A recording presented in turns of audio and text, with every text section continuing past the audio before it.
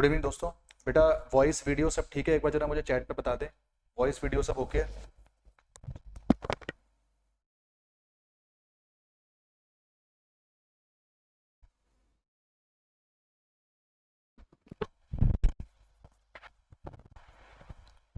चलिए ठीक है। हम लोग लास्ट क्लास में जो मई 26 की आरटीपी है हम लोग उसको कंप्लीट कर रहे थे। इसी को थोड़ा सा और आगे हम लोग अब लेके चल रहे हैं। मैंने लास्ट क्लास में आपको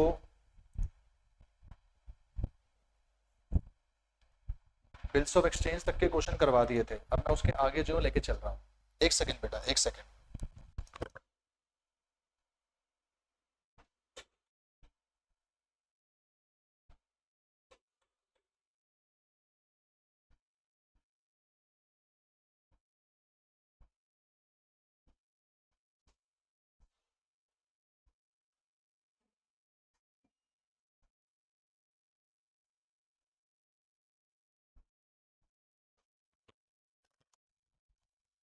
चलें बेटा, मेरी वॉइस में पीछे कोई डिस्टर्बेंस तो नहीं आ रही है? एक बार जरा बताना, वॉइस में पीछे कोई डिस्टर्बेंस तो नहीं है? वॉइस क्लियर है? चलिए, तो हम लोगों ने उस दिन डेप्रिएशन वाला जो क्वेश्चन है वो नहीं किया था। आज मैं आपको सबसे पहले शुरुआत में जो डेप्रिएशन का क्वेश्चन है इसी से करवा रहा हूँ, ठीक है? आइए शुरू करते हैं अपने पास फटाफट से। कहता है एक फर्म ने परचेज करा सेकेंड हैंड मशीनरी 1 अप्रैल 23 को 30 लाख का। एक फर्म ने सेकेंड हैंड मशीनरी परचेज करी है 1 अप्रैल 23 को 30 लाख का। लीजिए आगे। सब्सिक्वेंट टू विच, जिसके ऊपर 4 लाख रुपए स्पेंड करे रिपेयर्स पर एंड इंस्टॉलेशन पर। तो 30 लाख की मशीन पे 4 लाख का खर्चा किया, इसका मतलब ये टोटल हमारे पास 34 लाख का बन गया होगा। 1 अक्टूबर 23 को एक और मशीनरी खरीदी गई जो कि 18 लाख की थी और इसमें इंस्टॉल कराई जो आपने machine in a new plant. ये इंस्टॉलेशन का जो अपने पास पैसा लगा वो 40,000 लगा, तो ये 1840 की हो जाएगी। फर्म ने शिफ्ट कर दिया मशीनरी परचेज को जो 1 अप्रैल 23 में थी नए प्लांट में, और उस पर फ्रेट लगा, लोडिंग चार्जेस लगा इतना का। देखो ध्यान रखना, जो भी खर्चा शिफ्टिंग का होता है, शिफ्टिंग, वो खर्चा कभी भी मशीन के अंदर ऐड नहीं होता। इवन ये बात मैंने आपको कल भी बताई थी जब मैं कैपिटल एक्सपेंडिचर रेवेन्यू एक्सपेंडिचर पढ़ा रहा था कि शिफ्टिंग एक्सपेंस को कभी भी कैपिटल एक्सपेंडिचर नहीं बोलते। तो अगर आपने कोई भी खर्चा शिफ्टिंग पे करा है तो उसका मशीनरी अकाउंट पे कोई ताल्लुक नहीं है, तो इससे हम मशीनरी अकाउंट पे कुछ काम नहीं करने वाले। आगे, they adopted a policy of charging depreciation 12% per annum on diminishing balance method. तो WDV मेथड पे ये लोग डेप्रिएशन लगा रहे थे। 1 अप्रैल 25 को इन्होंने डिसाइड करा कि क्यों ना मेथड को बदल दे सेम रेट पर, स्ट्रेट लाइन बेसिस पर। On this date remaining useful life जो है वो 5 साल नापी गई for both the machine with no scrap value. अब रिमेनिंग यूजफुल लाइफ 5 साल हमें लग रहा है कि होगी और इनमें कोई भी स्क्रैप वैल्यू हमारे पास नहीं होगी। 1 अक्टूबर 25 को जो पहली मशीन है वो आउटडेट हो गई और उसको मैंने बेच दिया 5 लाख का। सेम दिन पर मैंने एक और मशीनरी खरीद ली 17 लाख की। रिमेनिंग यूजफुल लाइफ इन इस मशीन की 10 साल है और स्क्रैप वैल्यू 60,000 है। आपसे कह रहा है मशीनरी अकाउंट बनाइए, ध्यान से पढ़िएगा, फॉर द ईयर एंडिंग 31 मार्च 26। तो ईयर एंडिंग 31 मार्च 26 मतलब साल 25 से 26 वाले के लिए सिर्फ आपने अकाउंट बनाना है। आए जरा फटाफट से इसको बना देते हैं। साल 25 से 26 के लिए बस आपने अकाउंट बनाना है, तो हम यहाँ पे लिख देंगे मशीनरी अकाउंट साल 25 से 26 के लिए। लीजिए साल 25 से 26 के लिए, तो इसको ऐसे बनाएंगे, यहाँ पे वही डेट, पर्टिकुलर्स, अमाउंट, फिर से डेट, पर्टिकुलर्स, अमाउंट।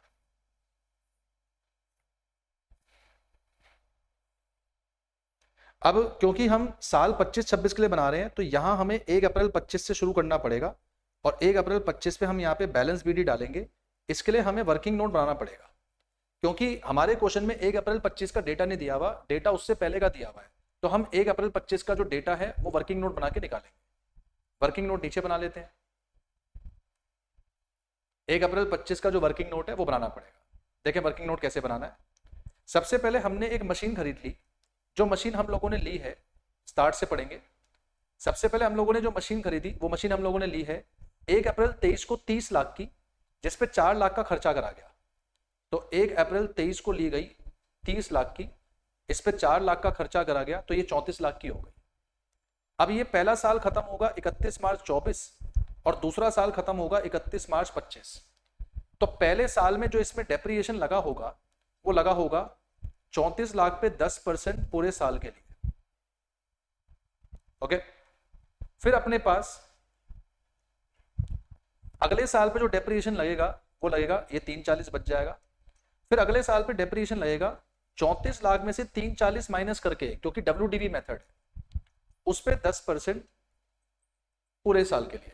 तो 34 लाख में से 340 चला गया तो ये बन जाएगा 3060, तो ये अपने पास आ जाएगा 306,000।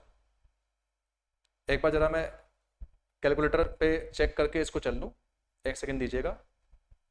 340 माइनस 10%, 3,06,000। तो ये मेरे 2 साल का डेप्रिसिएशन यहाँ पे लग गया। तो मुझे बताइए 1 अप्रैल 25 को इस मशीन की कितनी कीमत होगी?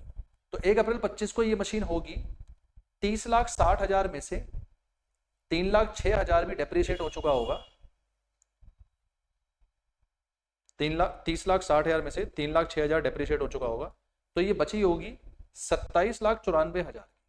इसका मतलब 1 अप्रैल 25 को जो हमारे पास पहली मशीन, जो ये सेकेंड हैंड मशीन बची होगी, ये 27,94 की बची होगी। इसी तरह से मेरे पे एक मशीन है जो 1 अक्टूबर 23 को मैंने खरीदी है। पढ़े, 1 अक्टूबर 23 को जो मैंने मशीन ली, ये 18 लाख की ली थी, इस पर 40 का खर्चा हुआ। तो ये पहले साल खत्म होगा 31 मार्च 24, फिर साल खत्म होगा 31 मार्च 25। ये मशीन मैंने 18 लाख की ले रखी है, इस पर 40 का खर्चा हुआ, तो ये मशीन की जो कीमत है वो 1840 है। अब ये मशीन सबसे पहले जो यूज हुई होगी वो यूज हुई होगी 6 महीने के लिए, 6 महीने के लिए। तो सबसे पहले 1840 पर 10% डेप्रिसिएशन लगा होगा 6 महीने के लिए, जिससे ये निकल कर आ जाएगा 920 92,000। 1840 पर ये 92,000 डेप्रिसिएशन निकल कर आ जाएगा। अब अगर अगले साल डेप्रिसिएशन लगेगा तो वो लगेगा 1840 में से 92 को हटाकर बाकी पे 10% पूरे साल के लिए, क्योंकि अगले साल में तो डेप्रिसिएशन जो है वो पूरे पे लगेगा, यहां से लेके यहां तक पूरे 12 महीने पे डेप्रिसिएशन लगेगा। तो जब हम इसको निकालेंगे ये आ जाएगा 1840 माइनस 92, 1748 पे 10%, तो ये आ जाएगा 174800। अब कोई मेरे से कहे कि 1 अप्रैल 25 को इस मशीन की कीमत कितनी होगी, तो भाई 1840 थी, सॉरी 1840 में से 92 चला गया था, तो 174800 था, इसमें से भी 174800 चला गया, तो आज इस मशीन की जो कीमत बची होगी वो बची होगी 157 15,73,20 कुछ ऐसा बचेगा। 174800 माइनस 10%, 15,73,200, ये इसकी वैल्यू बची होगी। तो मुझे इससे ये पता चल गया कि 1 अप्रैल 25 को सेकेंड हैंड मशीन इतने की बची होगी और जो नई वाली मशीन है वो इतने की बची होगी। अब इनसे मैं अपने क्वेश्चन को शुरू करूंगा। तो 1 अप्रैल 25 को मेरे पे 2 मशीन है, एक सेकेंड हैंड मशीन है और एक मेरे पे नई वाली मशीन है। सेकेंड हैंड मशीन की कीमत है 2754, 27,54,000, और जो नई वाली मशीन है उसकी कीमत है 15,73,200। तो जो मेरे पे टोटल मशीन होगी 1 अप्रैल 25 को, वो मेरे पास 43,27,200 की रही होगी।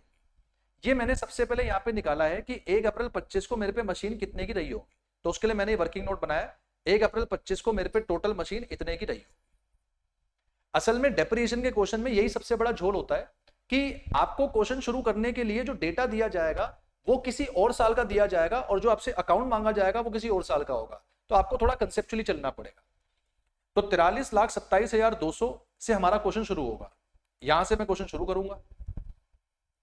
देखिए, अब 43,27,200 का मेरे पे अपने पास ये मशीन है। ये मशीन मेरे पास है एक सेकेंड हैंड वाली भी, और ये मशीन मेरे पास है जो न्यू वाली मशीन है वो भी, दोनों मिला के मेरे पे इतने की मशीन है। क्वेश्चन में आगे पढ़ेंगे। क्वेश्चन ने कहा कि शिफ्टिंग के ऊपर कुछ खर्चा हुआ है, वो मेरे किसी काम का नहीं, मैं पेपर में इसका नोट डालकर आऊंगा कि शिफ्टिंग एक्सपेंस को मशीनरी अकाउंट में नहीं लेते। आगे, अब 1 अप्रैल 25 को हमने मेथड को बदल दिया।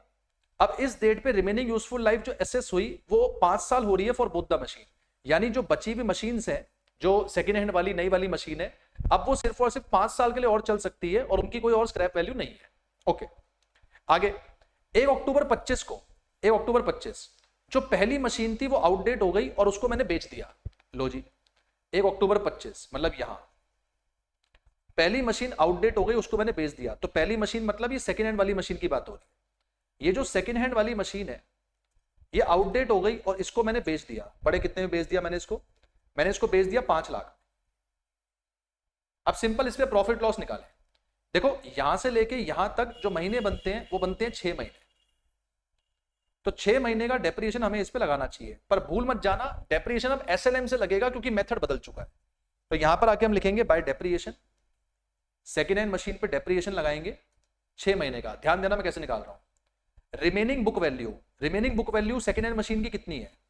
सेकेंड हैंड मशीन की रिमेनिंग बुक वैल्यू है 27,54,000। तो ये जो 27,54,000 है ये रिमेनिंग बुक वैल्यू आपको लेनी है। ये रिमेनिंग बुक वैल्यू में से अगर कोई स्क्रैप वैल्यू है तो वो माइनस कर दो, जो कि हमारे क्वेश्चन में है नहीं। और ये रिमेनिंग बुक वैल्यू अपने पास जो है आगे हम कितने साल के लिए इसको यूज कर सकते हैं? तो 5 साल के लिए यूज कर सकते हैं। ध्यान रखना इस बात को कि आप जब अपना एसएलएम से डेप्रिएशन लगा रहे हो तो cost minus scrap value upon book value लेते हैं, अपॉन यूजफुल लाइफ लेते हैं। तो आपकी जो कॉस्ट है वो तो ये है, स्क्रैप वैल्यू 0 हो गई और कह रहा है ये 5 साल और यूज हो सकता है। ऐसा करने से 1 साल का डेप्रिएशन आएगा, लेकिन मुझे सिर्फ ये 6 महीने का चाहिए। तो 6 महीने का डेप्रिएशन इसका निकाल लो, ये निकल कर आ जाएगा 27,54,000 डिवाइड बाय 5। 1 साल का आ गया 550,800, तो 6 महीने का आ जाएगा 275,400। अब इसका प्रॉफिट लॉस निकाल लो। प्रॉफिट लॉस कैसे? ऐसे रफली सॉल्व कर लो कि इतने का था, इस पे डेप्रिएशन लग गया 275,400, ये डेप्रिएशन लग गया। अब जैसे इस पे डेप्रिएशन इतना लग गया तो बचा कितना? ये बचकर आया 24,78,600, इतने का बचा। और आपने इसे बेच दिया है 5 लाख रुपए में।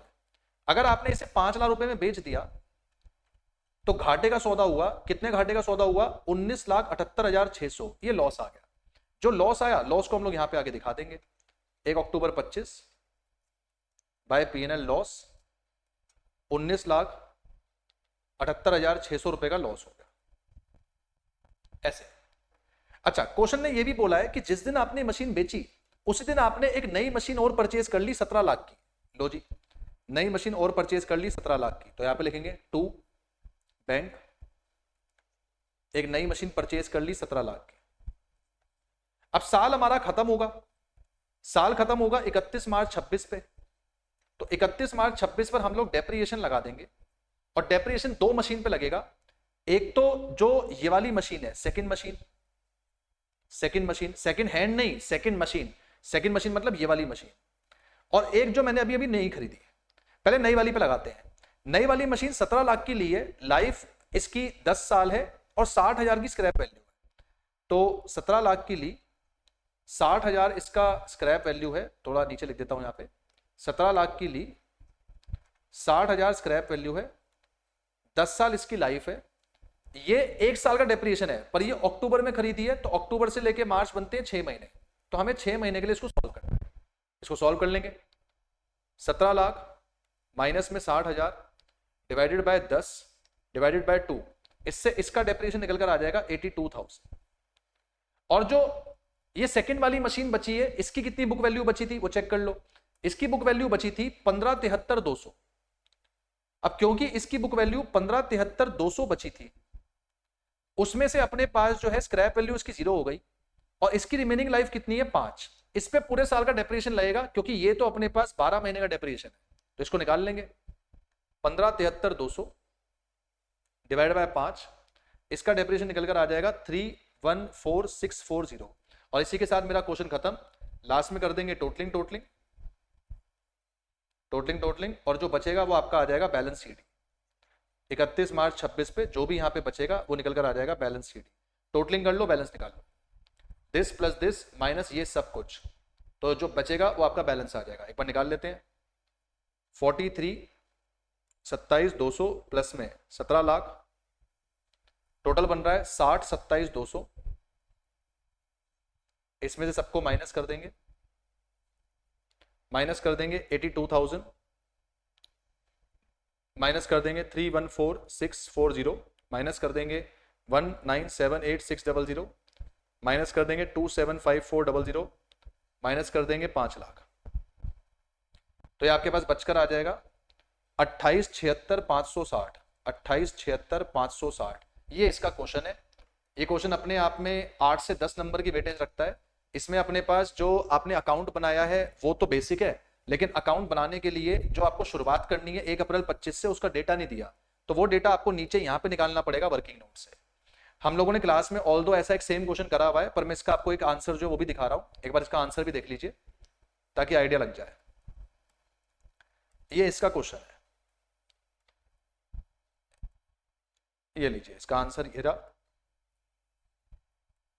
ये इसका आंसर है। एक बार जरा आंसर चेक कर लीजिए, इन्होंने निकाल रखा है। तो 28, 35, 600, 638 आ रहा है।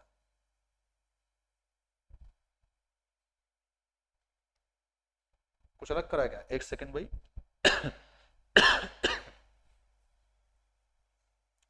34 लाख और 1840। अरे ये क्या 12% डिप्रीशन है क्या? ये 10% था। अरे यार बेटा एक सेकंड, शायद मैंने 10% डेप्रिएशन ले लिया, पर इन्होंने जो डेप्रिएशन लिया है वो 12% ले रखा है। एक सेकंड दोस्त, शायद मेरे से भूल हुई है। अरे यार बेटा ये छोटी सी मेरे से मिस्टेक हो गई है। ये डेप्रिएशन यहाँ पे 12% है, पर मैंने इसको 10% ले लिया गलती से, क्योंकि इन्होंने यहाँ पे अपने पास लिखा हुआ था कि जो रेट ऑफ डेप्रिएशन है वो सब सेम रहेगा, तो मैंने इसको 10% मान लिया गलती से। आप एक काम करना, इस क्वेश्चन को आप घर पे रिपीट कर लेना, प्रोसेस पूरा यही रहेगा। बस जो डेप्रिएशन मैंने यहाँ पे 10% से निकाला है, ये 10%, ये 10%, ये बस 12% हो जाएगा। ये जो 10% से हमने निकाला है ये बस 12% हो जाएगा। बाकी पूरा क्वेश्चन यही चलेगा, एकदम सेम आंसर यही आएगा। तो आप इसको एक बार प्लीज चेक कर लेना। ये मेरा फॉल्ट है, मेरे से मिस्टेक हो गई है, 12 नहीं 10% लेके चलना चाहिए था। ठीक है जी। डेप्रिएशन में एक क्लास रह गई थी जिसमें मशीन डिस्पोजल अकाउंट आपको करवाना था, उसका भी भेज दीजिए। मैं भेज दूंगा एक बार, अभी क्लास के बाद मुझे एक मैसेज डाल देना, मैं भेज दूंगा। तो ये अपने पास आप 12% पे एक बार इसको जरूर कर लीजिएगा। अच्छा और देखें, ये हमारा जो क्वेश्चन नंबर था इसमें, ये था क्वेश्चन नंबर 7। ये 8th क्वेश्चन में आपको पिछली क्लास में करवा चुका था बिल ऑफ एक्सचेंज का। इसके बाद हमारा फाइनल अकाउंट का क्वेश्चन है, फाइनल अकाउंट। ये वाला जो क्वेश्चन आपके पास है ये आपके स्टडी मैट का ही प्रैक्टिकल क्वेश्चन नंबर 1 है। स्टडी मैट का ही प्रैक्टिकल क्वेश्चन 1 है। एक बार चेक कर लेते हैं फटाफट से। From the following balance prepare करना है trading period account and balance sheet after necessary adjustment. Adjustment करने के बाद आपको trading period account balance sheet बनाना है। काफी सारा डेटा दिया हुआ है, कैपिटल है, ओपनिंग स्टॉक है, कैश है, बैंक है, इन्वेस्टमेंट है, डिपॉजिट्स है। डिपॉजिट हमने 1 अक्टूबर को करे है, तो डिपॉजिट पे 6 महीने का इंटरेस्ट लगेगा, जबकि इन्वेस्टमेंट हमने 1 अप्रैल को ही करी है, तो इस पे 12 महीने का इंटरेस्ट लगेगा। ड्रॉइंग्स है, परचेज है, सेल है, रिटर्न इनवर्ड सेल रिटर्न है, रिटर्न आउटवर्ड परचेज रिटर्न है। इसके बाद कैरेज इनवर्ड है, रेंट है, सैलरी है, डेटर है, क्रेडिटर है। बैंक लोन हमने 1/10 को, 1/10 के बारे में बात कर रहा है, 1/10 को हम लोगों ने ये लिया था, तो इस पे 6 महीने का ब्याज लगेगा। आगे फिर अपने पास है फर्नीचर है, इंटरेस्ट पेड है, इंटरेस्ट रिसीव्ड है, advertisement, printing stationery, electricity charges, discount allowed, discount receive, bad debt, general expense, motor expense. पूरा क्वेश्चन सेम दिया हुआ है। Insurance premium, travelling expense, postage courier, पूरा क्वेश्चन सेम। नीचे पढ़ेंगे, एडजस्टमेंट दे रखी है, एक एक करके एडजस्टमेंट्स को जरा समझेंगे और सॉल्व करेंगे। मैं इस क्वेश्चन में आपको एडजस्टमेंट जरूर बता रहा हूं, क्योंकि क्वेश्चन में एडजस्टमेंट्स काम की है। ये लीजिए, तो सबसे पहली एडजस्टमेंट है, कह रहा क्लोजिंग स्टॉक की वैल्यू 7,65,000 है, तो क्लोजिंग स्टॉक आपके पास सबसे पहले ट्रेडिंग में आ जाएगा 765 और एक बैलेंस शीट में आ जाएगा। ये लो मैं इसको ऐसे लिख ही देता हूं, ट्रेडिंग, पीएनएल, बैलेंस शीट। तो जो आपका क्लोजिंग स्टॉक है एक तो यहां पर आ जाएगा 765 और एक बैलेंस शीट में एसेट साइड में आ जाएगा 765। इसके बाद आपका है, कह रहा है इसमें जो गुड्स रिटर्न हुए बाय कस्टमर वो भी इंक्लूड है 25,000 के, पर इसकी कोई एंट्री नहीं पास हुई। तो ये कस्टमर ने अगर गुड्स रिटर्न करें, ये सेल रिटर्न है, सेल रिटर्न की हमने कोई एंट्री नहीं करी, तो अब कर देंगे। सेल रिटर्न की एंट्री कैसे होती है, एक तो सेल्स में से माइनस कर देंगे, जो यहाँ पे सेल है इसमें से सेल रिटर्न माइनस कर देंगे 25, और सेम टाइम पे जो आपके डेटर्स हैं, डेटर्स में से भी सेल रिटर्न को माइनस कर देंगे 25। आप सेल रिटर्न की एंट्री करना भूल गए, तो अब आपको सेल्स को भी कम करना पड़ेगा और अब आपको अपने डेटर्स को भी कम करना पड़ेगा। ये आपका पहला पॉइंट है, फर्स्ट पॉइंट। सेकंड पॉइंट कह रहा है परचेजेस में एक फर्नीचर का आइटम जुड़ा हुआ है जो कि 1 जनवरी 2026 को लिया था 10,000 का, तो आपके परचेजेस में एक फर्नीचर का आइटम जुड़ा हुआ है।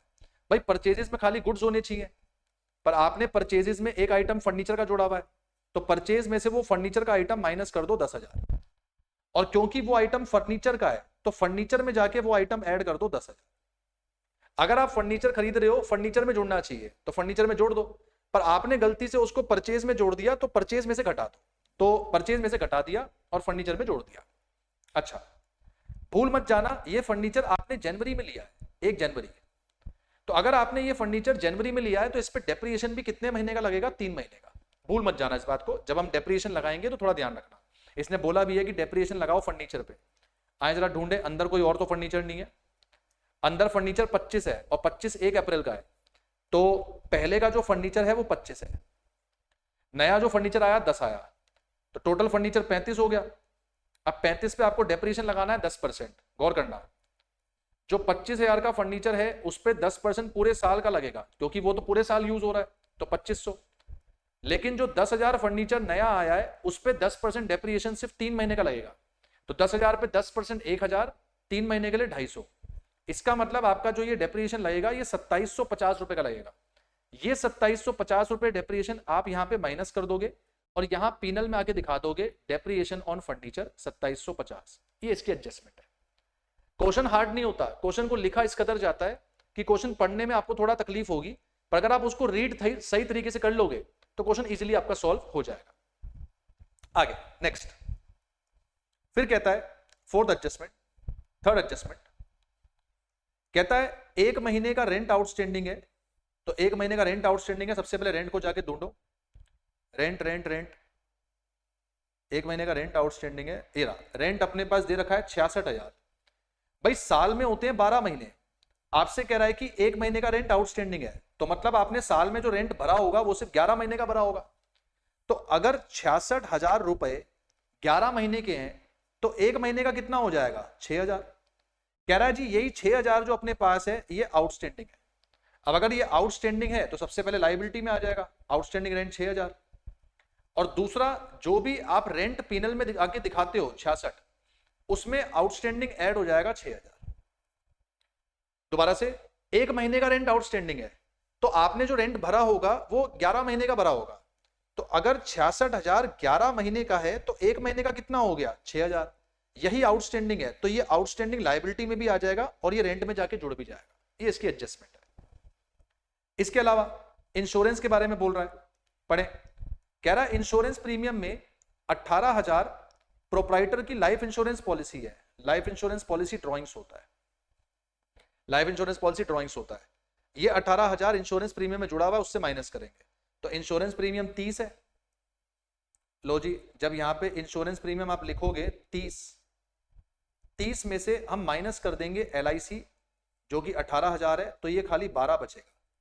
बेटा जो ये LIC होता है ये असल में ड्रॉइंग्स होता है, ड्रॉइंग्स, ये ओनर का पर्सनल खर्चा होता है, तो ये आपके इंश्योरेंस प्रीमियम में काउंट नहीं हो सकता। और क्योंकि ये ड्रॉइंग्स है तो जो बैलेंस शीट में कैपिटल आप लिखोगे, कैपिटल में से भी ड्रॉइंग्स को माइनस करोगे। कितनी ड्रॉइंग्स माइनस कर दोगे? 18,000, यहां पे लिख दोगे LIC। ये आपकी लाइफ इंश्योरेंस प्रीमियम जो होती है ये ड्रॉइंग्स होती है, तो कैपिटल में से भी माइनस होगी और इंश्योरेंस प्रीमियम में से भी माइनस होगी। ये इसका पॉइंट है। इसके अलावा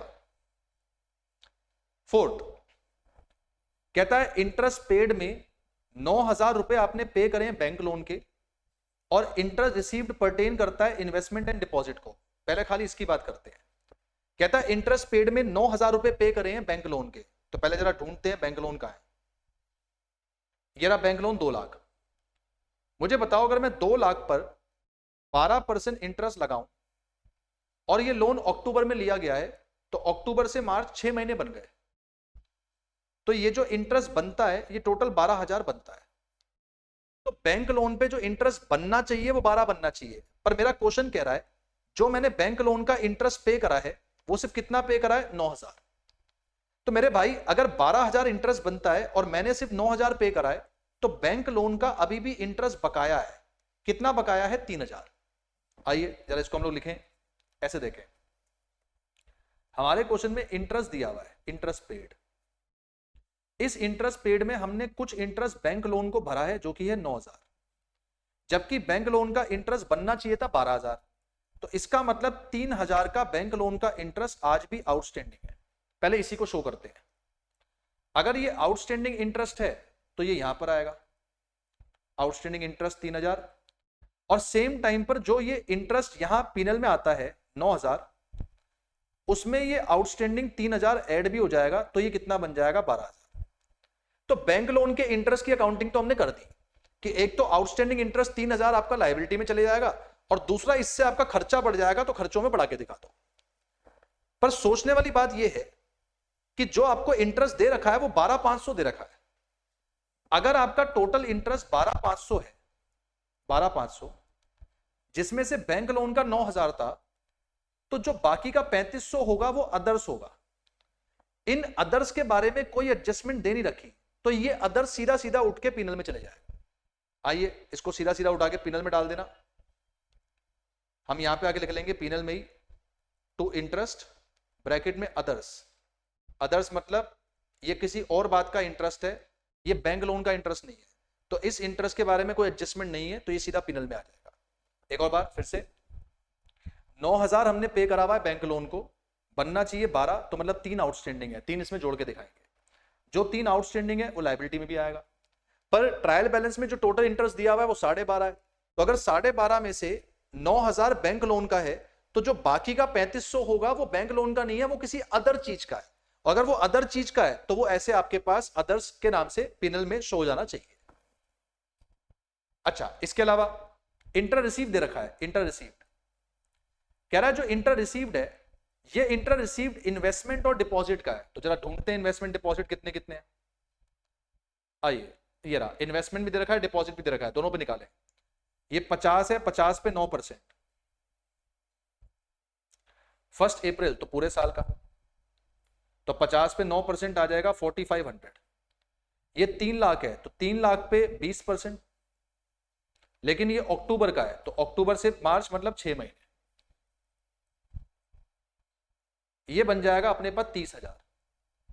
तो कायदे से हमारा जो इंटरेस्ट डिपॉजिट्स पर और इन्वेस्टमेंट पे बनता है वो 4,500 और 30 34,500 बनता है।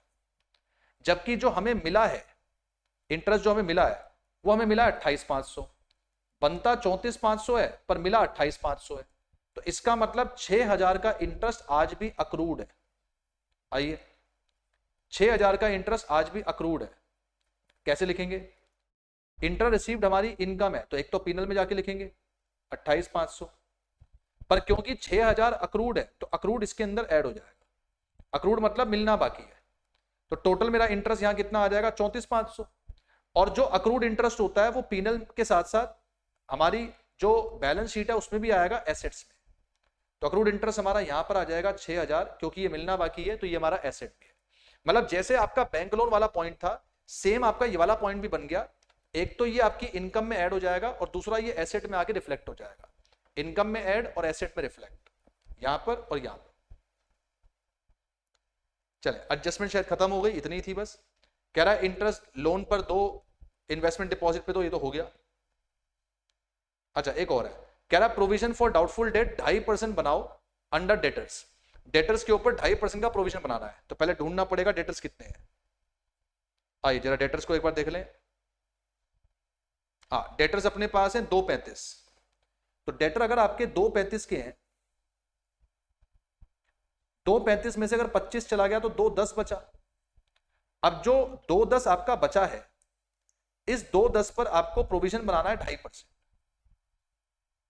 2.5%, तो इसके आगे मैं यहां लिख रहा हूं, यहां पे प्रोविजन हम बना देंगे 2.5%, तो 2.10 पे 2.5% का प्रोविजन बन जाएगा। ये आएगा 5250। अब 2.10 में से 5250 माइनस करके यहां पर आ जाएगा आपके पास 204,750, और जो आपने प्रोविजन ये 2.5% यहां बनाया, ये पीनल में यहां पे डेबिट में आगे शो हो जाएगा। यहां पे हम लिख देंगे टू प्रोविजन 5250। ध्यान रहे, जो भी आपने प्रोविजन डेटर में से माइनस करा वो इधर माइनस हो जाएगा और पीनल में डेबिट में शो हो जाएगा। ये इसका परसेप्शन होता है एडजस्टमेंट करने का, इसके अलावा इसमें कोई और एडजस्टमेंट है नहीं। अब हम सारी की सारी जो अंदर वाली चीजें उसे अपनी अपनी जगह पे डालेंगे। मैं एक बार क्विकली आपको दिखा देता हूं अंदर क्या क्या है और अपनी अपनी जगह पे कहां कहां पे डालेंगे, वो भी देख लें। जब आप अंदर की चीजों पे ये डालना शुरू करोगे तो इसमें देखें कैसे डालना है। सबसे पहले पोस्टेज करियर पीएनएल में, travelling expense PNL, insurance premium हमारा हो गया, motor car expense PNL, general expense PNL, bad debt PNL, discount receive भी पीएनएल में आएगा पर क्रेडिट में आएगा क्योंकि इनकम है, डिस्काउंट अलाउड भी पीएनएल खर्चा है, electricity charges PNL, printing stationery PNL, advertisement PNL, ये सारे खर्चे पीएनएल के हैं। इसके अलावा इंटर रिसीव हो गया, इंटरेस्ट पेड हो गया, फर्नीचर हो गया।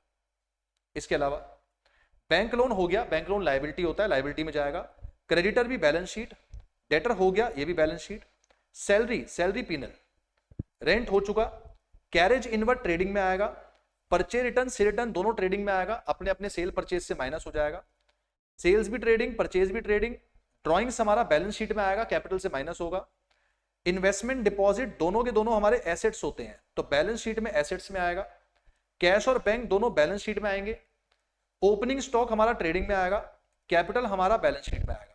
इन सब चीजों को अपनी अपनी जगह पे पोस्ट कर देंगे और फिर यहाँ पे टोटलिंग करके सबसे पहले जीपी निकालेंगे, फिर टोटलिंग करके यहाँ पे नेट प्रॉफिट निकालेंगे, फिर इस नेट प्रॉफिट को आपकी कैपिटल में ऐड करेंगे तो आखिरी में आपकी जो बैलेंस शीट है वो मैच करेगी।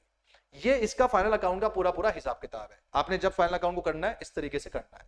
और जैसा मैंने बताया ये आपके आईसीआई स्टडी मैट का ही प्रैक्टिकल क्वेश्चन नंबर 1 है, तो वो हमने क्लास में भी करा हुआ है। मैंने बस ये यहाँ पर इसलिए डिस्कस करा दिया कि एक बार एक रिवीजन हो जाए, जब हम आरटीपी कर रहे हैं तो उसमें रिवीजन में ये काउंट होना चाहिए। खैर, दिस वाज द फंडामेंटल। इसमें किसी पॉइंट में कोई डाउट है तो प्लीज बताइए। ये इसकी एडजस्टमेंट्स हैं, अगर इस वाली एडजस्टमेंट में से किसी भी एक आध एडजस्टमेंट में कोई डाउट है मुझे बताइए, मैं उसको एक बार रिपीट कर दूंगा।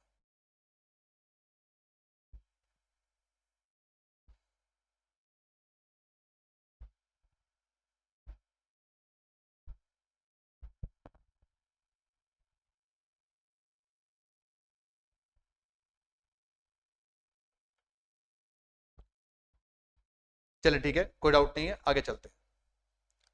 इसके बाद हमारा अगला क्वेश्चन आया हुआ है एनपीओ का। एनपीओ में रिसीट पेमेंट गिवन है तो पक्की बात है आपसे इनकम एक्सपेंस और बैलेंस शीट बनवाएगा। नीचे पढ़िए, आपसे कह रहा है रिसीट एंड पेमेंट अकाउंट बनाओ और इनकम एक्सपेंस बनाओ। अच्छा, रिसीट पेमेंट दिया हुआ है, फिर से रिसीट पेमेंट मांग रहा है, क्या चक्कर है? रिसीट पेमेंट दिया हुआ है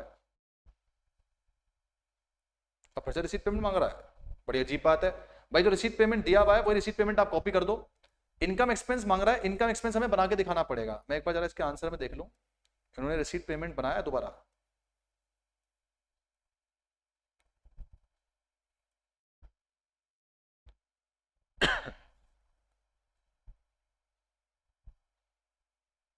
ये लो जी, ये भाई बना रखा है इन्होंने रिसीट पेमेंट, तो हमें इसको जो बनाना पड़ेगा। इन्होंने आधा अधूरा बनाया है क्या? अगर इन्होंने आधा अधूरा बना रखा है तो हमें इसको पूरा करना पड़ेगा। एक बार देख लेते हैं। ये लो, इन्होंने रिसीट पेमेंट बना रखा है, हाँ थोड़ा आधा अधूरा है। देखो कैसे, यहाँ पे ओपनिंग बैलेंस दे नहीं रखा है, यहाँ पे क्लोजिंग बैलेंस दे नहीं रखा, तो हमें बस ओपनिंग क्लोजिंग बैलेंस को यहाँ पे डालना पड़ेगा, बाकी सब कुछ क्लियर है। अच्छा, बाकी नीचे इन्होंने डेटा दिया हुआ है, ये पढ़ लो, कैश और बैंक का डेटा वेटा सब कुछ इन्होंने दिया हुआ है, काफी सारी चीजें दे रखी हैं। इन डेटा को उठा के आपसे कह रहा है कि रिसीट पेमेंट इनकम एक्सपेंस बनाओ। ये लो जरा फटाफट से इसको बना देते हैं। देखो कैसे, एक तरफ में लिख रहा हूं रिसीट एंड पेमेंट, एक तरफ में लिख रहा हूं इनकम एक्सपेंडिचर अकाउंट।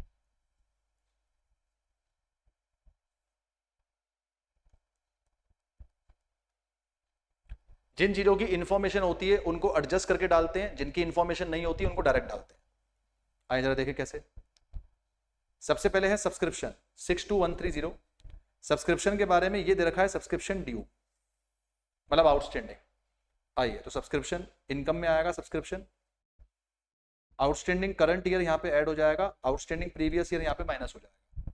फटाफट से डाल देंगे, कितना है 3600 और 2940, तो 3600 यहाँ ऐड करेंगे, 2940 यहाँ माइनस करेंगे, सॉरी उल्टा, 3600 यहाँ पे जो है माइनस करेंगे, 2940 प्लस करेंगे क्योंकि करंट ईयर का है। बाकी जो सब्सक्रिप्शन अंदर दिया हुआ है वो दिया हुआ है 62130, तो सब्सक्रिप्शन यहाँ डालेंगे 62130 और सब्सक्रिप्शन यहाँ पर आके हमारा शो हो जाएगा 62130, जो गिवन है वो गिवन का गिवन ही आ जाएगा। आगे सब्सक्रिप्शन में कोई और एडवांस तो दे नहीं रखा, कुछ भी नहीं है सब्सक्रिप्शन के बारे में और कुछ भी बोल नहीं रखा, तो सब्सक्रिप्शन हो गया। सब्सक्रिप्शन के बाद है फेयर रिसीट। फेयर रिसीट मतलब फेयर मतलब मेला, फेयर मतलब मेला। फेयर की रिसीट्स हैं तो फेयर के एक्सपेंस भी दे रखे हैं, पहले रिसीट एक्सपेंस डाल देते हैं। 7200 के रिसीट है, 7170 के खर्चे हैं, तो यहां लिखेंगे टू फेयर रिसीट, 7200 का पैसा मिला और जो फेयर एक्सपेंस है वो 7170 के। यहां पर तो ये दोनों आएंगे, रिसीट भी और पेमेंट भी, पर इनकम एक्सपेंस में सिर्फ इनका फायदा लॉस आएगा। तो 7200 की कमाई हुई, 7170 का खर्चा हुआ, तो इसका मतलब है 30 रुपए का फायदा हो गया, 30 रुपए। तो वो फायदा आप लोग यहां डाल सकते हो, बाय फेयर गेन 30 रुपए का फायदा, 7200 माइनस में 7170, ठीक है। फिर है variety show receipt. Variety show receipt का मतलब है कि हमने कुछ अलग अलग वैरायटी शोज कराए, उनमें पैसा मिला, ये नेट है। नेट मतलब पहले से इसमें खर्चे माइनस करे हुए, तो 12810 यहां लिखेंगे टू वैरायटी शो रिसीट, कितना है 12810, और इसको हम यहां लिखेंगे टू वैरायटी शो रिसीट, ये भी 12810। अगर इसकी कोई एडजस्टमेंट है तो एडजस्टमेंट डालेंगे, नहीं तो छोड़ देंगे। लो भाई कोई एडजस्टमेंट नहीं है इसकी, बहुत ही बढ़िया। आगे इंटरेस्ट, इंटरेस्ट 690 रुपए का मिला। इंटरेस्ट एक तो यहां डालेंगे रिसीट में, और इंटरेस्ट एक यहां डालेंगे बाय इंटरेस्ट 690। अगर इसकी कोई एडजस्टमेंट है तो वो डालेंगे। इंटरेस्ट के बारे में इंटरेस्ट इंटरेस्ट इंटरेस्ट इंटरेस्ट के बारे में भी कोई एडजस्टमेंट नहीं है, बस इतना ही है। आगे फिर है रेस्टोरेंट कलेक्शन। रेस्टोरेंट कलेक्शन हम लोगों को मिला 22350 का हमारे पास पैसा आया, तो यहां लिखेंगे रेस्टोरेंट कलेक्शन 22350 का पैसा। अब रेस्टोरेंट का हमें प्रॉफिट लॉस निकालना पड़ेगा, तो हम यहां पे लिखेंगे वर्किंग नोट बना के रेस्टोरेंट कलेक्शन 22350 हमारे पास रेस्टोरेंट में सेल हुई। रेस्टोरेंट के बारे में और कुछ पढ़ो कि कुछ दिया हो एक्सपेंसेस में, पेमेंट्स में, ये दे रखा रेस्टोरेंट परचेजेस। रेस्टोरेंट परचेजेस हमारे पास दे रखा है, ये रहा 17310। ये परचेजेस यहां पर आ जाएंगी पेमेंट्स में, रेस्टोरेंट परचेजेस 17310। इसके अलावा रेस्टोरेंट परचेजेस के अलावा कोई नीचे रेस्टोरेंट के बारे में दिया हो, ये दे रखा है रेस्टोरेंट का स्टॉक। अब क्योंकि स्टॉक इन्होंने दे रखा है तो स्टॉक से हम लोग यहां पर आके निकाल लेंगे कि हमने अपने पास यहां पे कितना स्टॉक कंज्यूम करा। तो देखो कैसे निकालना है, ये मेरी रेस्टोरेंट की कलेक्शन है, ये कलेक्शन है, यहां मैं निकाल लेता हूं कंजम्पशन। कंजम्पशन का तरीका होता है opening stock plus purchases minus में क्लोजिंग स्टॉक। तो ओपनिंग स्टॉक दे रखा है 2130, क्लोजिंग दे रखा है 2610, तो 2130 2610 ऐसा करके इसका जो कंजम्पशन है वो निकल कर आ जाएगा। इसको निकाल लेंगे, ये आ जाएगा 2130 माइनस में 2610 प्लस में 17310, ये आ जाएगा 16830। अब अगर ये 16830 हमारे पास आ गया, इतना मेरा कंजम्पशन है, इतनी मेरी सेल है, तो यहां से प्रॉफिट लॉस निकाल लो। जब आप इसे निकालोगे 5520 रुपए का हमारे पास प्रॉफिट आ जाएगा फ्रॉम रेस्टोरेंट। तो अल्टीमेटली रेस्टोरेंट की जो सेल परचेज हो रही है उसमें मेरी इतनी कमाई हो गई। कई बच्चे कहते हैं सर अगर ये एनपीओ है तो प्रॉफिट कैसे आ सकता है? भाई एनपीओ में अगर आप ये प्रॉफिट ना लिखना चाहो तो सरप्लस लिख लो, मतलब एनपीओ में जो आपने रेस्टोरेंट खोल रखा है उसमें ही आपका सरप्लस हुआ है, तो 5520 रुपए का सरप्लस है। इस सरप्लस को आप लोग अपने इनकम्स में आगे शो कर दोगे बाय सरप्लस फ्रॉम रेस्टोरेंट। ये कितने का अपने पास है? रेस्टोरेंट का सरप्लस अपने पास ये दिया, अभी निकाला 5520 रुपए। ये अच्छा, हमारे क्वेश्चन में ये भी दे रखा है, ये भी पढ़े, क्रेडिटर फॉर रेस्टोरेंट भी दे रखा है, क्रेडिटर फॉर रेस्टोरेंट। अब क्रेडिटर फॉर रेस्टोरेंट दे रखा है, इसको समझो 1770 पहले था, अब 1290 हो गया। दिमाग दौड़ा के सोचो आपके क्रेडिटर कम क्यों हो रहे हैं? आपके क्रेडिटर कम इसलिए हो रहे हैं क्योंकि आपने इनको पे कर दिया होगा। तो अगर ये पहले 1770 थे और अब ये 1290 हो गए तो आपने इनकी भी पेमेंट करी होगी, तो इनकी पेमेंट निकाल लो। 1770 माइनस 1290, इनकी आपने पेमेंट कर दी होगी 480 रुपए की, और क्योंकि ये पेमेंट है तो पेमेंट में आगे शो होना चाहिए बाय क्रेडिटर्स। क्रेडिटर को आपने 480 की पेमेंट कर दी होगी, तो आपने ऐसा थोड़ा लॉजिक भी लगाना है कि पहले इतने क्रेडिटर थे अब इतने हो गए, कम हो गए, तो आपने बची भी उनको पेमेंट कर दी। और देखें और क्या दे रखा है, क्या कर लिया, रेस्टोरेंट हो गया हमारे पास, ये भी हो गया, तो इधर रिसीट सारा हो गया। इधर आ जाओ, प्रेमाइसिस दे रखा है 30,000, 30,000 की प्रेमाइसिस की पेमेंट करी है, मतलब प्रेमाइसिस खरीदे, तो यहां लिखेंगे बाय प्रेमाइसिस, 30,000 की प्रेमाइसिस की पेमेंट करी। प्रेमाइसिस के बारे में जरा नीचे पढ़ लेते हैं, कुछ दे रखा है, ये दे रखा प्रेमाइसिस। पहले प्रेमाइसिस 87 के थे, आखिरी में 117 के हो गए, तो जरा गौर करो, 87 के प्रेमाइसिस थे, 30 के खरीदे, आखिरी में 117 हो गए। पहले इतने थे, इतने खरीदे, तो कितने हो गए? 117, आखिरी में भी 117 ही है। इसका मतलब साल भर में प्रीमाइसिस पे कोई डेप्रिसिएशन नहीं लगा। अब अगर कोई डेप्रिसिएशन नहीं लगा तो खर्चा तो हुआ नहीं, पर नीचे जाके हम एक बार पढ़ लेंगे कि कोई डेप्रिसिएशन के बारे में बोल रहा है। ये देखो, ये बोल रहा है provision for depreciation on premises, मतलब इतना पहले से डेप्रिसिएशन जो लगा हुआ है, और नीचे इसने बोला है कि प्रीमाइसिस पे डेप्रिसिएशन अब आपको लगाना पड़ेगा, 5% लगाना पड़ेगा WDV पे। अब देखो इसको कैसे लगाते हैं, WDV पे कैसे लगाऊं, थोड़ा ध्यान देना। सबसे पहले पिछले साल प्रीमाइसिस थे 87, 87 में से पिछले साल जो डेप्रिसिएशन लगा हुआ है वो लगा हुआ है 56,400, तो 87 में से पहले 56,400 को हटाओ, WDV बचकर आएगा 87 माइनस 56,400, WDV बचकर आएगा 30,600। पहले आप 30,600 पे 5% लगाओगे तो इसका डेप्रिसिएशन आ जाएगा 1530। पर भूल मत जाना, इस साल आपने और परचेज करा, इस साल आपने कितना प्रीमाइसिस परचेज करा? 30, तो 30 के ऊपर भी 5% डेप्रिसिएशन लगना चाहिए। अब 30 के ऊपर अगर 5% डेप्रिसिएशन लगेगा तो ये लग जाएगा 1500, तो ये आ जाएगा आपके पास 3030। ये आपका टोटल डेप्रिसिएशन बनेगा, ये खर्चा बनना चाहिए। पर यहां पर एक सब्जेक्टिविटी है, एक यहां पे अजम्पशन भी होती है, ध्यान दो कैसे। मैंने ये जो नया प्रीमाइसिस खरीदा, इस पे मैंने डेप्रिसिएशन लगा दिया ये सोच के कि मैंने इसको साल के बीच में नहीं लिया होगा, सबसे स्टार्टिंग में लिया होगा। तो अगर मैं इसको साल के स्टार्टिंग में परचेज करके बैठा हूं तो मैंने पूरे साल का डेप्रिसिएशन लगा दिया। पर यह भी तो हो सकता है कि मैंने इसको साल के स्टार्टिंग में नहीं, एंड में परचेज करा हो। अगर मैंने इसको एंड में परचेज करा होगा तो इस पे डेप्रिसिएशन लगना ही नहीं चाहिए। इसलिए मैं अपने क्वेश्चन में एक बार पढ़ूंगा कि क्या इन्होंने ये बीच में परचेज करा है, स्टार्ट में परचेज करा है या एंड में करा है। आए जरा देखें कहीं पे लिखा हो कि प्रीमाइसिस कब हमने परचेज करा। ऐसा कहीं पे लिखा हुआ नहीं है, कुछ भी अपने पास इन्होंने बताया नहीं है कि प्रीमाइसिस हमने कब परचेज करा है। तो मुझे अपनी अजम्पशन लगानी पड़ेगी कि भाई कब परचेज करा। अब अगर मेरी अजम्पशन ये है कि मैंने साल के स्टार्टिंग में परचेज करा तो इस पे 1500 का डेप्रिसिएशन लगेगा और टोटल डेप्रिसिएशन 3030 हो जाएगा। पर अगर मैं अपनी अजम्पशन ये लगा दूं कि मैंने प्रीमाइसिस साल के अंत में परचेज करे तो डेप्रिसिएशन सिर्फ 1530 होगा। एक बार आपको आंसर में दिखा देता हूं कि इन्होंने कितना डेप्रिसिएशन मान रखा है, तो आपको उससे आइडिया लग जाएगा कि इन्होंने कितनी अजम्पशन ले रखी है।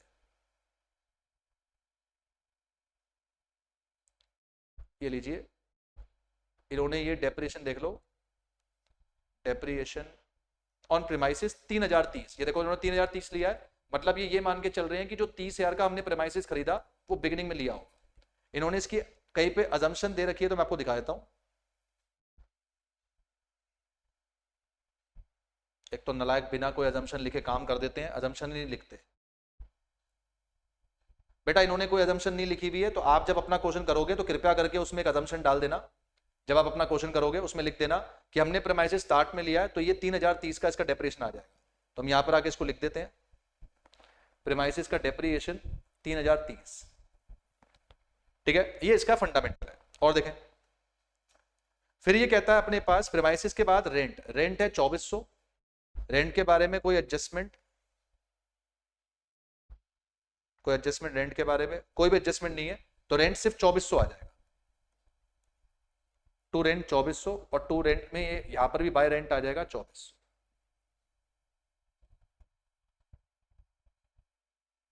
अगर गिवन ना हो तो बिगिनिंग या एंड की में भी प्रीमाइसिस का डेप्रिसिएशन ले सकते हैं। हाँ कोई भी ले सकते हैं, लेकिन जो भी आप लोगे वो लिख के दिखाओगे।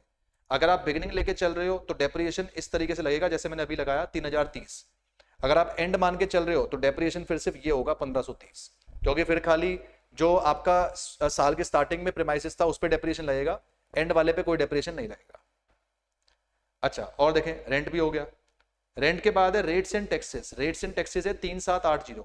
रेट्स एंड टैक्सेस के बारे में भी कोई एडजस्टमेंट नहीं है, तो 3780 एज इट इज आ जाएगा। रेट्स एंड टैक्सेस 3780 यहां पर भी आ जाएगा by rates and taxes 3780। Rates and taxes के बाद अगला है प्रिंटिंग स्टेशनरी, प्रिंटिंग स्टेशनरी पे भी कोई एडजस्टमेंट नहीं है। लीजिए, प्रिंटिंग स्टेशनरी भी कोई एडजस्टमेंट नहीं है, 1410। To printing and stationery 1410, by printing and stationery 1410। फिर अगला है सन्ड्री एक्सपेंसेस 5350। हमने सन्ड्री एक्सपेंसेस की पेमेंट करी 5350, पर सन्ड्री एक्सपेंस के बारे में शायद एडजस्टमेंट है, ये पढ़े। यहां पे उन्होंने बोला भाई check issued for sundry expense not presented. Not presented का मतलब कि अभी तक पेमेंट नहीं हुई है। अभी अगर इनकी अभी तक पेमेंट नहीं हुई है तो इसका मतलब ये आउटस्टैंडिंग है, तो सन्ड्री एक्सपेंस के बारे में आउटस्टैंडिंग दिया है, तो यहां लिखेंगे सन्ड्री एक्सपेंस। आउटस्टैंडिंग जो करंट ईयर का होता है वो जुड़ जाता है, आउटस्टैंडिंग जो प्रीवियस ईयर का होता है वो माइनस हो जाता है। प्रीवियस ईयर वाला जो है वो दे रखा है 270, करंट ईयर वाला 90 है, और सन्ड्री एक्सपेंस वैसे दिए हुए 5350, तो इसको सॉल्व करके हम यहां डालते हैं। इसके अलावा सन्ड्री एक्सपेंस के अलावा दिया हुआ है वेजेस 2520, वेजेस डालेंगे यहां पे। अच्छा ये चीज ध्यान देना, वेजेस को ना आप रेस्टोरेंट में भी यूज कर सकते हो, ये ध्यान दो। ये जो आपने रेस्टोरेंट की कंजम्पशन निकाली थी, आप वेजेस को यहां पर भी माइनस कर सकते हो। अब इधर आप इसको यहां माइनस कर दो या फिर एक्सपेंस में अलग से दिखा दो। मैं वेजेस को यहां माइनस कर रहा हूं। वेजेस इन्होंने दे रखी है 2520, 2520, तो 5520 जो प्रॉफिट था, अगर उसमें से 2520 चला गया तो जो प्रॉफिट बचेगा वो असल में 3000 बचेगा। एक तरीका तो ये है कि आप वेजेस को प्रॉफिट में से माइनस करो जो आपने ट्रेडिंग में रेस्टोरेंट अकाउंट में कमाया होगा। उससे क्या होगा, ये जो सरप्लस है अभी सरप्लस कितना हो जाएगा 3000, और यहां वेजेस दिखाने की जरूरत नहीं। नहीं तो पुराना वाला कंसेप्ट लगा लो कि 5520 का प्रॉफिट दिखा दो और जो 2520 का खर्चा है वो अलग से दिखा दो, दोनों में से कुछ भी कर सकते हैं। मैं आपको दिखा दूं इंस्टीट्यूट ने कैसा करा हुआ है वो भी देख लो। जनरली हम वेजेस को प्रॉफिट में से माइनस करते हैं, तो इंस्टीट्यूट ने मे भी वही करा होगा, एक बार दिखाया था। ये देखें, ये रहा रेस्टोरेंट का प्रॉफिट, कहां लिखा है, ये रहा प्रॉफिट फ्रॉम रेस्टोरेंट। इन लोगों का अपने पास आ रहा है 6000, इन्होंने 6000 दिखाया, तो फिर वेजेस इनका अलग से आ रहा होगा। ये इन्होंने वेजेस यहां पे अलग से दिखाया है, ये वेजेस अलग से दिखाया है। नहीं तो आप इस वेजेस को अपने पास उसी में से माइनस करके दिखा सकते हो। मैंने यहाँ पे उसी में से माइनस करके दिखा दिया है, तो या तो आप ऐसे कर लो, नहीं तो फिर आप अपना ऐसे नहीं करना चाहते तो अलग से दिखा दो, इसको अलग से दिखा दो और यहाँ वेजेस दिखा दो, या फिर इसी में से इसको माइनस करके ये 3000 दिखा दो। अच्छा इसके अलावा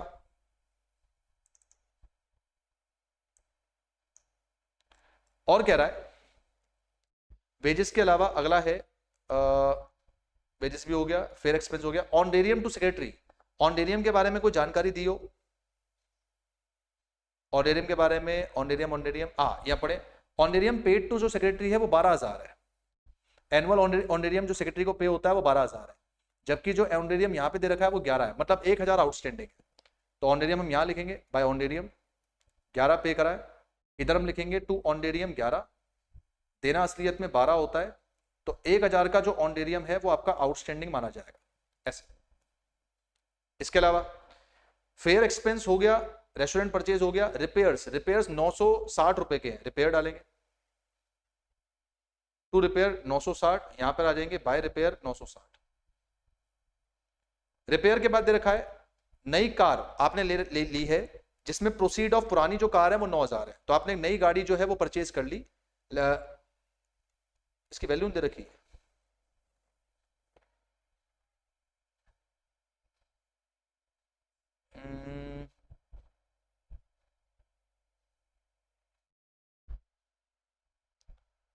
डेप्रिसिएशन ऑन न्यू कार जो है 20% है, तो भाई ली कितनी की नई कार, नई car less proceeds of old car 9000, तो ये वैल्यू नहीं लिखी यहाँ पे,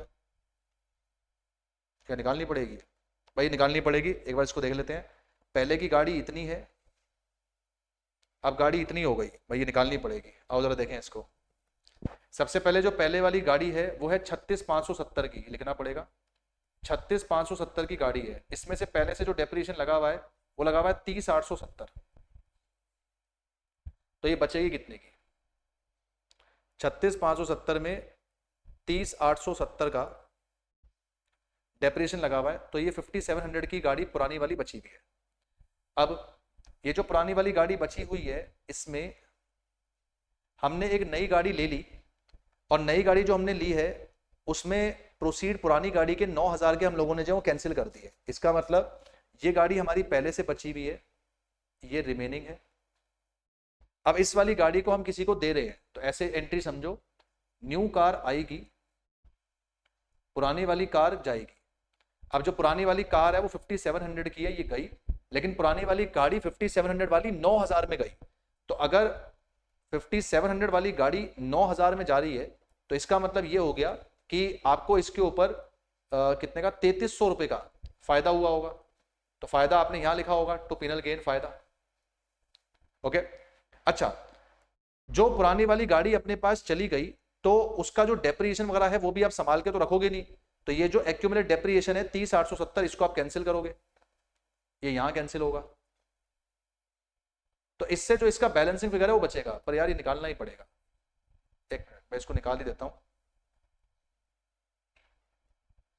इसको जरा मैं निकाल ही देता हूं, होल्ड करो।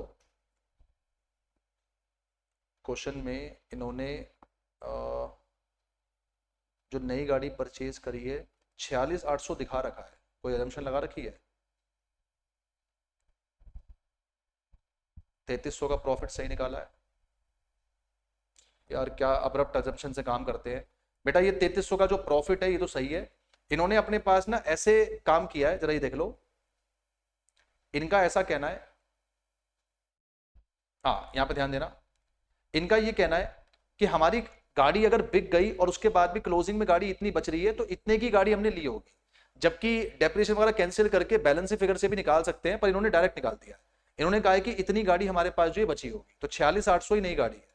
तो अगर 46,800 नई गाड़ी है तो वो परचेज करी, एक तो पेमेंट में आएगी बाय न्यू कार 46,800, पुरानी वाली गाड़ी बेच दी तो वो ओल्ड गाड़ी यहां पर आएगी 9,000, और जो हमारा प्रॉफिट हुआ वो प्रॉफिट हमारा इनकम एक्सपेंस में आ जाएगा by gain on sale of car, by gain on sale of car. Gain हुआ था 3300 रुपए का, ये गेन मैंने नीचे आपको निकाल के दिखा दिया है, ये देख ले कि गाड़ी इतने की थी, इतना डेप्रिसिएशन लग गया तो इतने की बची। अब जो इतनी वाली गाड़ी बची उसको मार्केट में आप 9,000 रुपए में दे रहे हो, तो 3300 रुपए आपका जो है वो फायदा हो गया। अच्छा, और क्या कह रहा है, और देखो कह रहा है डेप्रिसिएशन नई गाड़ी के ऊपर 20% लगना चाहिए, तो 46,800 पे 20% का डेप्रिसिएशन लगा दो, जो नई वाली गाड़ी आपने ली उस पर 20% का डेप्रिसिएशन लगा दो। आइए, टू डेप्रिसिएशन 46,800 गाड़ी ली, उस पर 20% डेप्रिसिएशन। अब अगेन मैं ये मान के चल रहा हूं कि ये गाड़ी आपने साल के स्टार्टिंग में ली होगी, क्योंकि अगर फर्नीचर साल के स्टार्टिंग में मान रहे हैं तो ये गाड़ी भी साल के स्टार्टिंग में मानेंगे। ये इसका डेप्रिसिएशन आ जाएगा 9360, बस खत्म। और कुछ अपने पास बचा है तो देख लो, क्रेडिटर हमने खत्म कर दिए, रेस्टोरेंट हो गया, गाड़ी हो गया, गाड़ी का डेप्रिसिएशन हो गया, प्रीमाइसिस का डेप्रिसिएशन हो गया, इसके अलावा प्रीमाइसिस कॉस्ट हो गया, सब्सक्रिप्शन हो गया, चेक इशूड हो गया, ये रह गया कैश और बैंक।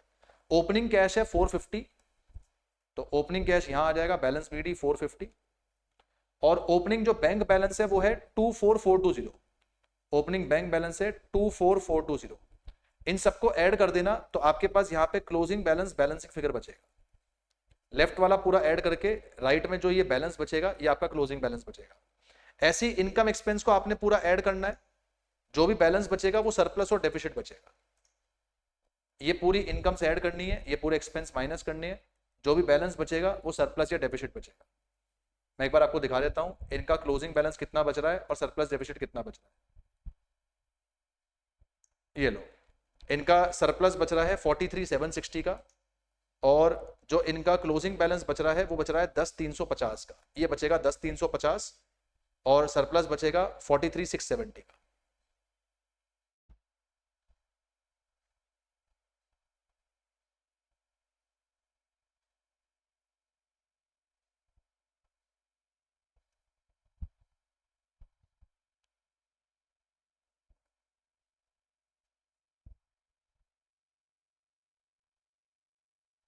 ये भी ठीक है। हमारा रेस्टोरेंट प्रॉफिट आ रहा है 5520, और 480 की हमने पेमेंट अलग से दिखाई है।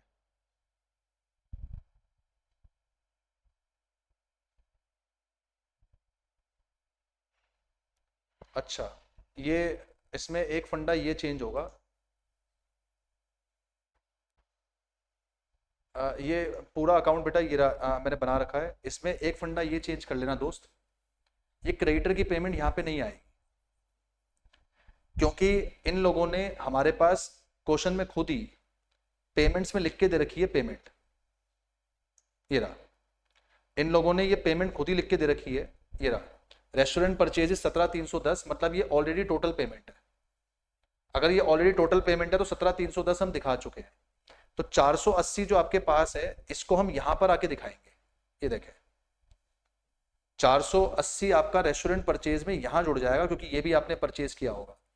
उससे आपका ये कम आएगा, ये आएगा 2130 प्लस में 17,310 प्लस में 480 माइनस में 2610, तो ये आपका 17,310 बचेगा। और ये जब 17,310 आपका बचेगा तो ये आपका जो प्रॉफिट है ये चेंज हो जाएगा। ये प्रॉफिट आपके पास निकल कर आ जाएगा 480 जुड़कर 6,000। ये 6,000 का प्रॉफिट में से फिर 2520 आप हटा दोगे वेजेस, तो आपका ये 3480 आएगा। ये ये वाला नहीं, ये तो 3300 ही है, ये 3480 आएगा। इसको ठीक कर लेना भाई। ये लो, ये इसका अकाउंट है, ये हम लोगों ने यहाँ पे बनाया हुआ है।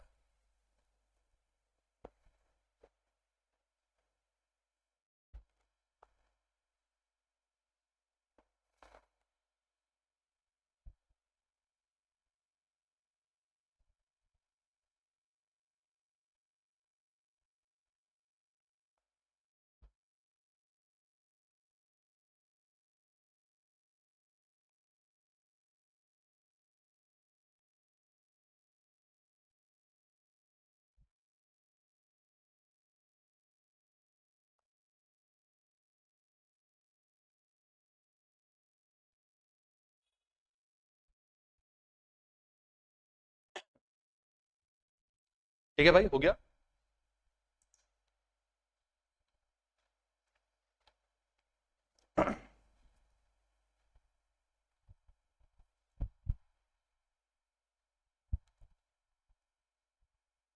इनकम्प्लीट मैंने अभी करा नहीं है, होल्ड करना।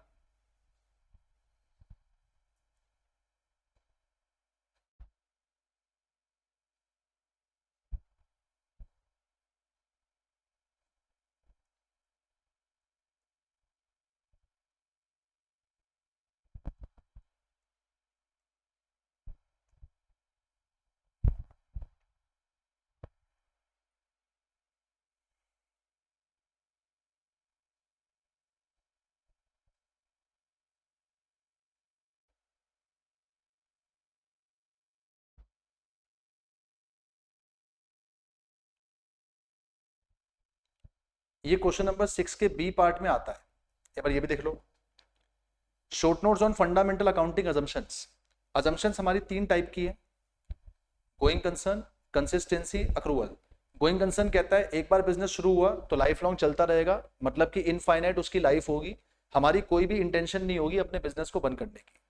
कंसिस्टेंसी, एक बार एक मेथड सेलेक्ट करा, वही मेथड आप ईयर आफ्टर ईयर अप्लाई करते हुए चलोगे, इससे आप कंपैरिजन कर पाओगे। कंसिस्टेंसी का मतलब ये नहीं होता कि आप मेथड बदल नहीं सकते, आप मेथड बदल सकते हो, लेकिन 3 केसेस होने चाहिए।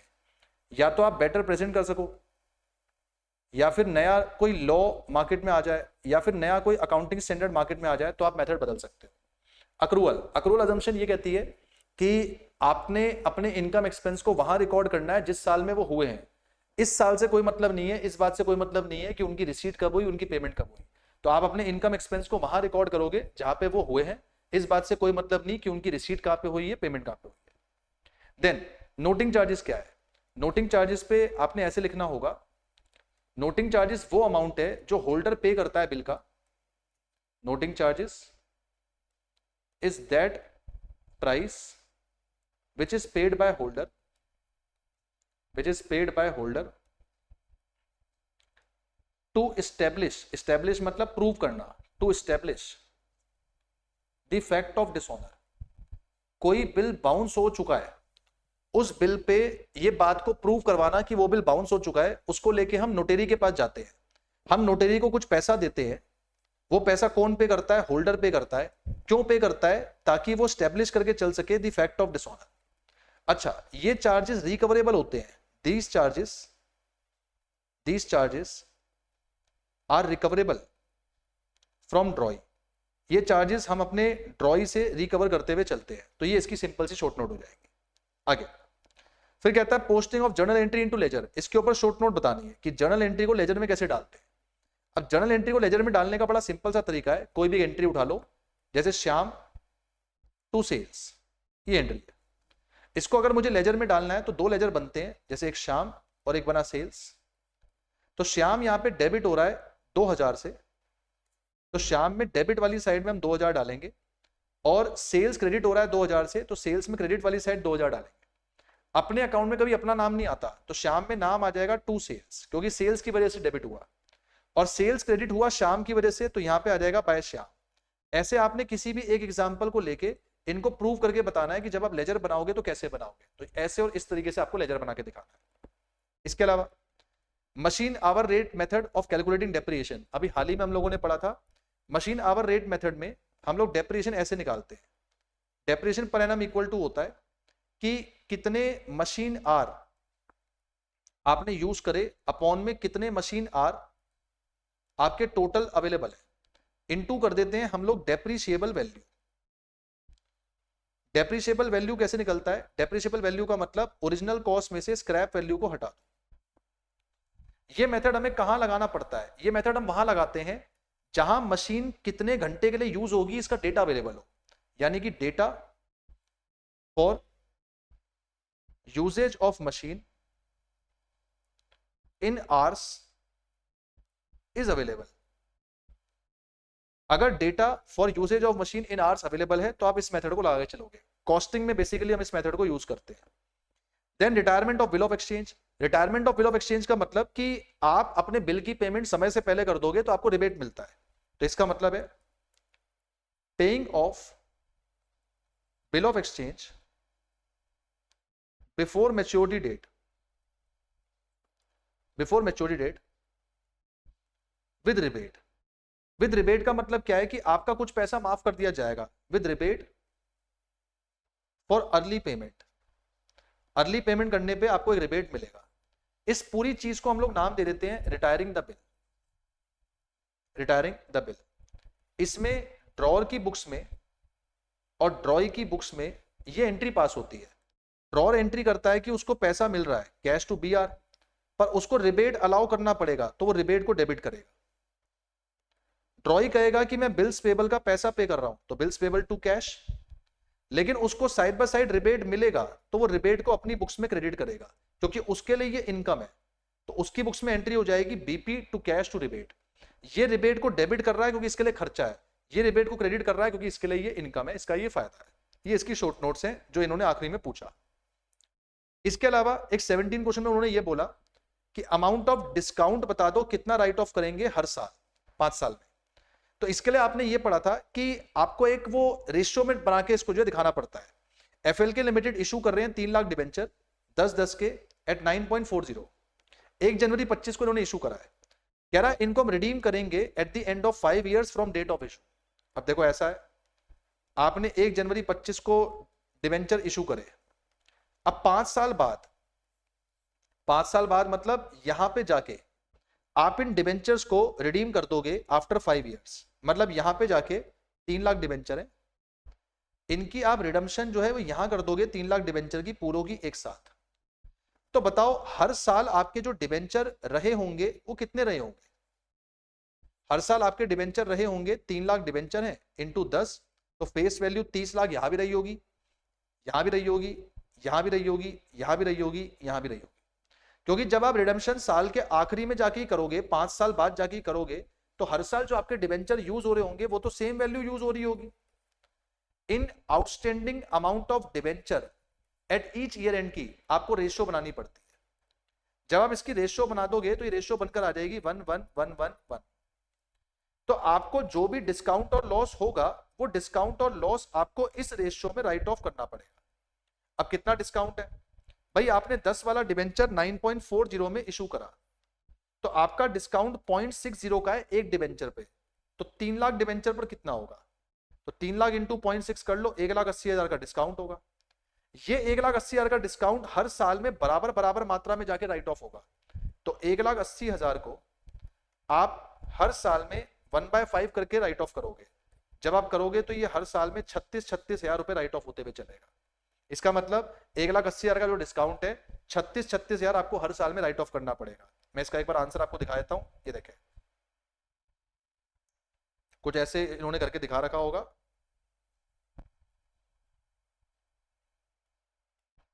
ये रहा, हर साल में 36 हजार का जो डिस्काउंट है आपको राइट ऑफ करना होगा। मान लो अगर ये ऐसा होता, मैं आपसे कहता कि यहाँ पे डिवेंचर 3 लाख है, फेस वैल्यू 10 है, ये 30 लाख है। अब 5 साल में जो मुझे राइट ऑफ या रिडीम करना है वो ऐसे करना है।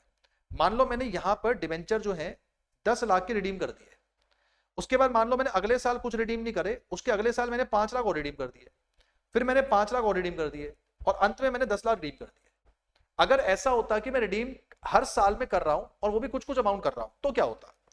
तो सोचो इस वाले साल में डिवेंचर कितने यूज हुए होंगे? पूरे 30 लाख यूज हुए होंगे। अब 10 लाख साल के आखिरी में रिडीम कर दिया तो अगले साल कितने यूज हुए होंगे? 20 लाख। फिर अगले साल कुछ रिडीम नहीं हुआ तो पूरे 20 लाख दोबारा यूज हुए होंगे। फिर 5 आपने जो है वो रिडीम कर दिया तो अगले साल 15 लाख यूज हुए होंगे।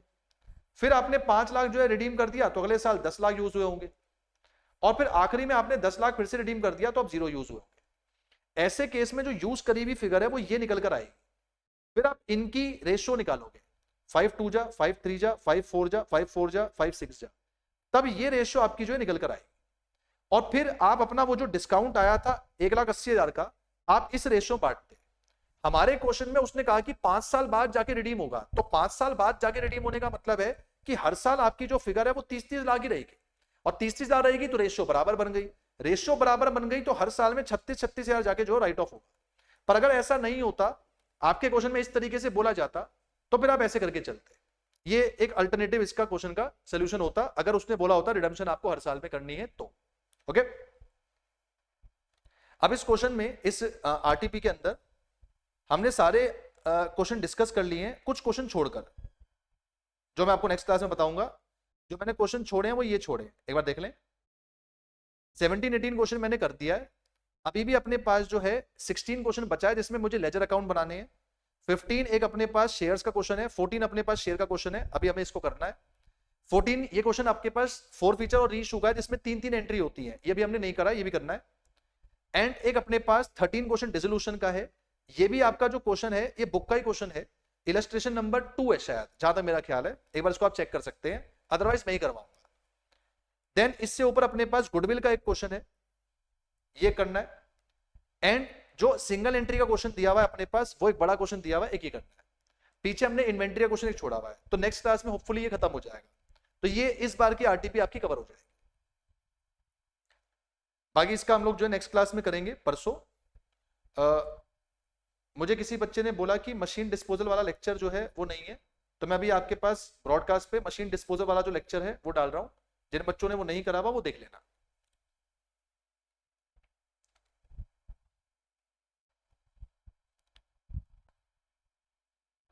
चले, that's all, thank you so much. बाकी इसको नेक्स्ट क्लास में और लेके चलेंगे।